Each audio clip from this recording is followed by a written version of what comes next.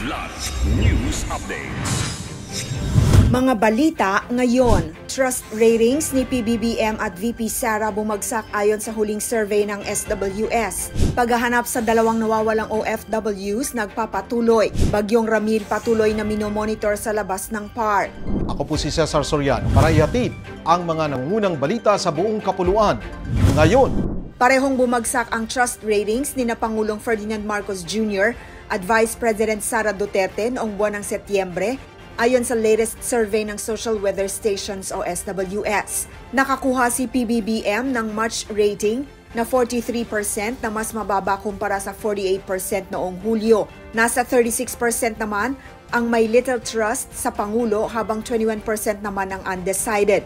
Bumaba rin ang trust rating ni VP Sara na nasa 53% mula sa dating 61% noong buwan ng Hunyo. Nasa 28% naman ang mga respondent ang may little trust kay Duterte habang 18% ang undecided.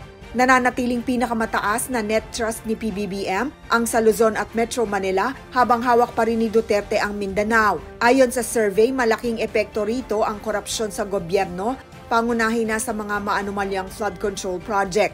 Ang naturang survey ay kinomisyon mula September 24 to 30 gamit ang face-to-face interviews na may 1,500 adults nationwide.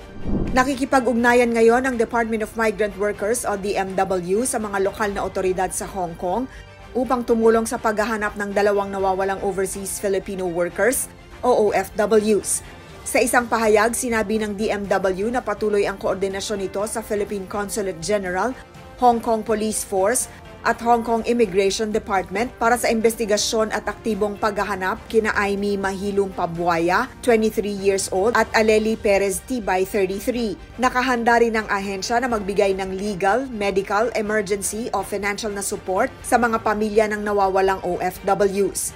Nanawagan ng DMW sa publiko na tumulong kung may impormasyon ukol sa kinaroroonan ng dalawa.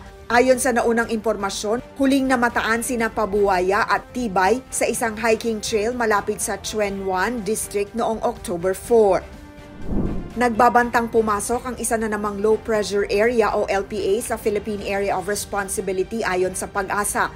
Sa kanilang weather forecast, huling namataan ang LPA sa layong 1,505 kilometers ng Eastern Visayas at inaasahang papasok anumang oras ngayong araw sa loob ng bansa.